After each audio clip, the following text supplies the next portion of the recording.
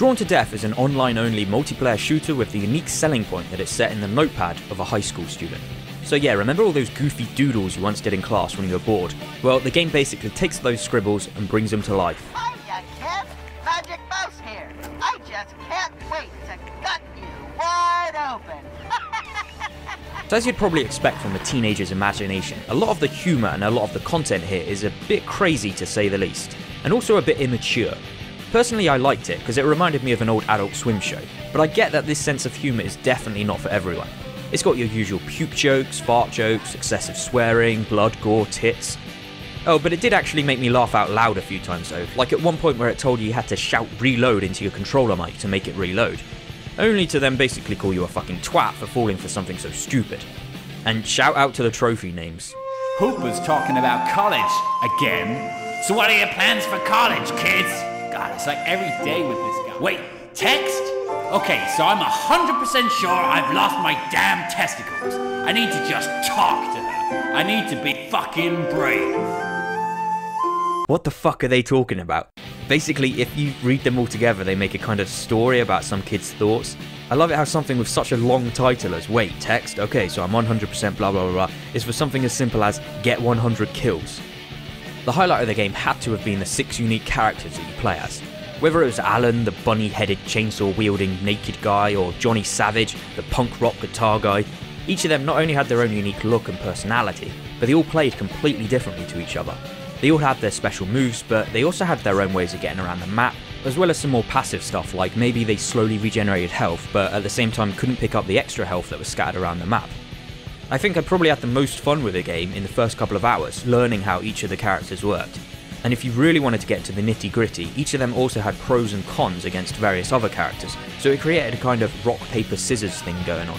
Somebody's heart may not be beating, they may not be breathing. Then what we need to do is initiate what we call CPR, or cardiopulmonary resuscitation. The problem is that I found the gameplay to just be average at best. Sure, it was chaotic and fast-paced, but I'd find myself relying upon the same moves over and over again to win. And there seemed to be a lack of balance with the weapons. The shotgun and the FU-47 were just painfully slow at killing something, compared to the sniper or some of the special moves.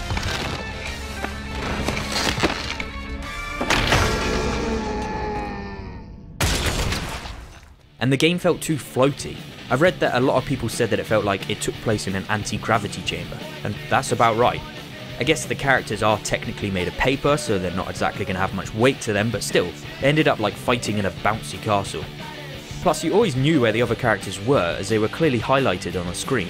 And I guess it was to try and stop you wasting your time trying to find each other, but for me, it took away any element of surprise.